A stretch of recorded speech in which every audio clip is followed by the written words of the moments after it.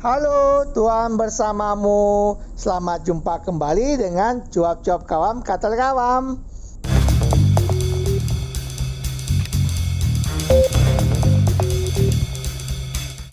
Apa kabar Bapak dan Ibu, kakak dan adik, saudara-saudara, teman-teman dan rekan-rekan semua? Semoga baik adanya, sehat, sejahtera, dan bahagia. Mari bersama dengan Cuap-Cuap Kawam Katal Kawam kita membaca dan mendengarkan bacaan dan renungan hari ini. Ingatlah untuk memberikan suka, komentar, dan bagikan kepada yang lain sehingga mereka dapat membaca dan mendengarkan bacaan dan renungan hari ini. Mari kita hening sejenak sebelum kita membaca. Bacaan pertama diambil dari kitab Yesaya bab 7 ayat 10 sampai 14, bab 8 ayat 10. B. Tuhan melanjutkan firman-Nya kepada Ahaz, katanya, mintalah suatu pertanda dari Tuhan Allahmu, biarlah itu sesuatu dari dunia orang mati yang paling bawah atau sesuatu dari tempat tertinggi yang di atas. Tetapi Ahaz menjawab, aku tidak mau meminta, aku tidak mau mencobai Tuhan. Lalu berkatalah Nabi Yesaya, baiklah, dengarkan hai keluarga Daud, belum cukupkah kamu melelahkan orang sehingga kamu melelahkan Allahku juga? Sebab itu Tuhan sendirilah yang akan memberikan kepadamu suatu pertanda. Sesungguhnya seorang perempuan muda mengandung dan akan melahirkan seorang anak laki-laki, dan ia akan menamakan dia Immanuel. Artinya, Allah menyertai kami. Demikianlah sabda Tuhan. Syukur kepada Allah. Bacaan kedua diambil dari surat kepada orang Ibrani bab 10 ayat 4 sampai 10. Sebab tidak mungkin darah lembu jantan atau darah domba jantan menghapuskan dosa. Karena itu, ketika ia masuk ke dunia, ia berkata, korban dan persembahan tidak engkau kehendaki, tetapi engkau telah menyediakan tubuh bagiku. Pada korban bakaran dan korban penghapus dosa, engkau tidak berkenan. Lalu aku berkata, sungguh, aku datang. Dalam gulungan kitab ada tertulis tentang aku, untuk melakukan kehendak-Mu ya Allahku. Di atas ia berkata, korban dan persembahan korban bakaran dan korban penghapus dosa tidak engkau kehendaki, dan engkau tidak berkenan kepadanya, meskipun dipersembahkan menurut hukum Taurat. Dan kemudian katanya, sungguh aku datang untuk melakukan kehendak-Mu. Yang pertama ia hapuskan supaya menegakkan yang kedua. Dan karena kehendak-Nya inilah kita telah dikuduskan satu kali untuk selama-lamanya oleh persembahan tubuh Yesus Kristus. Demikianlah sabda Tuhan. Syukur kepada Allah. Inilah Injil suci menurut Lukas bab 1 ayat 26 sampai 38. Dalam bulan yang ke-6, Allah menyuruh malaikat Gabriel pergi ke sebuah kota di Galilea bernama Nazaret kepada seorang perawan yang bertunangan dengan seorang bernama Yusuf dari keluarga Daud. Nama perawan itu Maria. Ketika malaikat itu masuk ke rumah Maria, ia berkata, salam hai engkau yang dikaruniai, Tuhan menyertai engkau. Maria terkejut mendengar perkataan itu, lalu bertanya di dalam hatinya, apakah arti salam itu? Kata malaikat itu kepadanya, jangan takut hai Maria, sebab engkau beroleh kasih karunia di hadapan Allah. Sesungguhnya engkau akan mengandung dan akan melahirkan seorang anak laki-laki, dan hendaklah engkau menamai dia Yesus. Ia akan menjadi besar dan akan disebut anak Allah yang maha tinggi. Dan Tuhan Allah akan mengaruniakan kepadanya tahta Daud bapa leluhurnya, dan ia akan menjadi raja atas kaum keturunan Yakub sampai selama-lamanya, dan kerajaannya tidak akan berkesudahan. Kata Maria kepada malaikat itu, Bagaimana hal itu mungkin terjadi? Karena aku belum bersuami.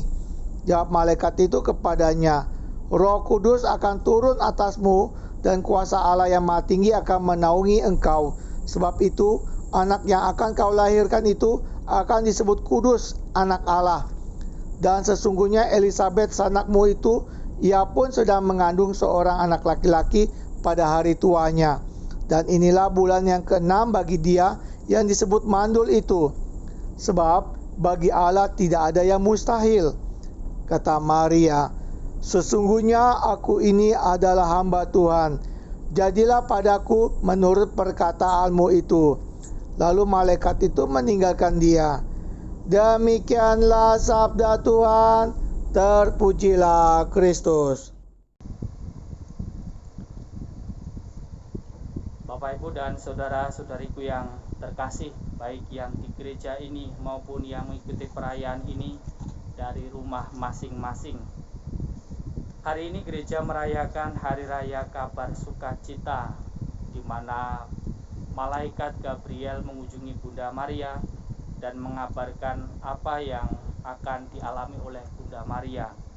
Lewat perayaan hari ini kita belajar pada Bunda Maria, kita bisa belajar pada sikap Bunda Maria sebagai orang ya pribadi yang dipilih oleh Allah. Bunda Maria dalam perayaan ini digambarkan bahwa beliau adalah orang yang dipilih, dia adalah orang yang dipanggil untuk menjadi perantara kehadiran Allah di dunia ini. Lalu dalam proses pemilihan itu, dalam proses itu Bunda Maria juga mengalami pergulatan sebagai manusia. Umumnya juga seperti kita. Ketika kita mendapatkan tugas, ketika kita dipilih untuk suatu tugas, umumnya kita akan mengalami pergulatan terlebih dahulu. Bunda Maria pun mengalami hal yang demikian untuk tugas yang sepenuhnya belum ia pahami. Ketika mendapatkan kabar dari malaikat, sepenuhnya dia belum bisa memahami bagaimana itu bisa terjadi, sebab aku tidak bersuami. Itu menjadi gambaran pergulatan dari Bunda Maria sebagai manusia ketika ia dipilih, ketika ia mendapatkan warta itu, pergulatan yang ia alami. Tetapi yang menarik, pada akhirnya malaikat memberikan peneguhan bagaimana Allah akan menggunakan dia, bagaimana lewat perantaraannya Allah akan berkarya di dunia ini. Dan pada akhirnya jawaban Bunda Maria menjadi jawaban yang melegakan dengan mengatakan, sesungguhnya aku ini adalah hamba Tuhan, terjadilah padaku menurut perkataanmu itu. Menjadi sebuah jawaban yang menggambarkan iman yang sangat mendalam, menjadi sebuah gambaran bagaimana Bunda Maria adalah pribadi yang sangat beriman, yang percaya akan kuasa Allah dalam hidupnya.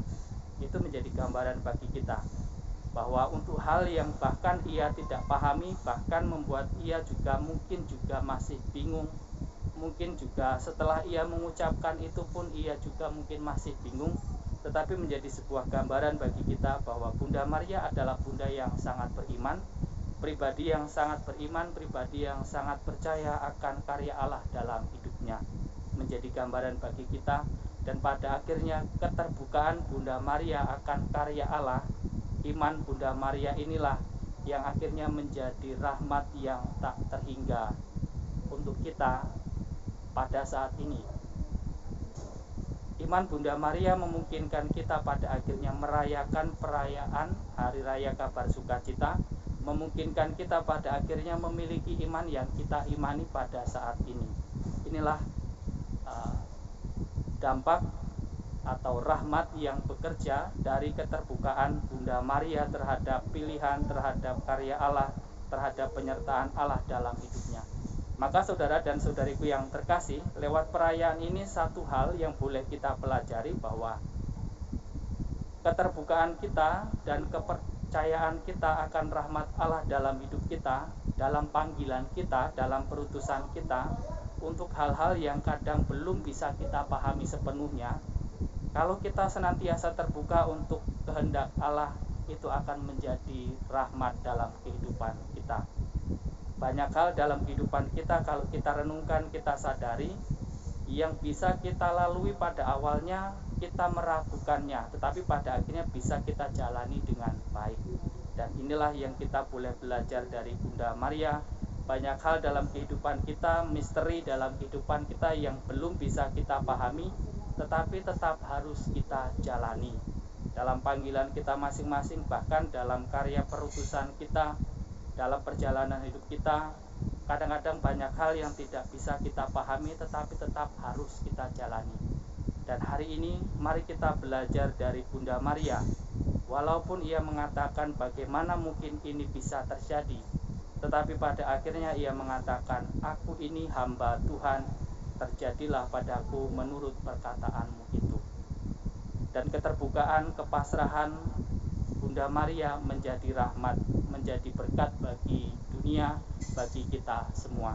Mari kita bersyukur untuk iman Bunda Maria yang boleh kita teladani, yang kepadanya kita kemudian mengharapkan doa-doa, yang kepadanya kemudian kita berharap boleh diberikan karunia, boleh diberikan pelajaran dari beliau.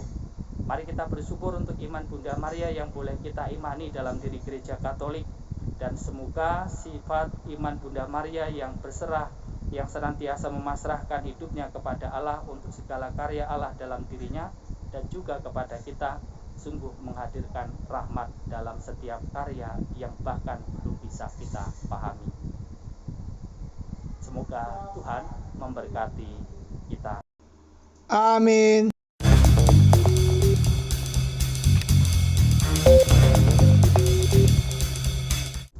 Tuhan bersamamu. Terima kasih Bapak dan Ibu, kakak dan adik, saudara-saudara, teman-teman dan rekan-rekan semua yang telah turut membaca dan mendengarkan bacaan dan renungan hari ini. Sampai jumpa kembali dengan cuap-cuap kawam Katolik Awam. Salam sehat, sejahtera, dan bahagia. Tuhan memberkati.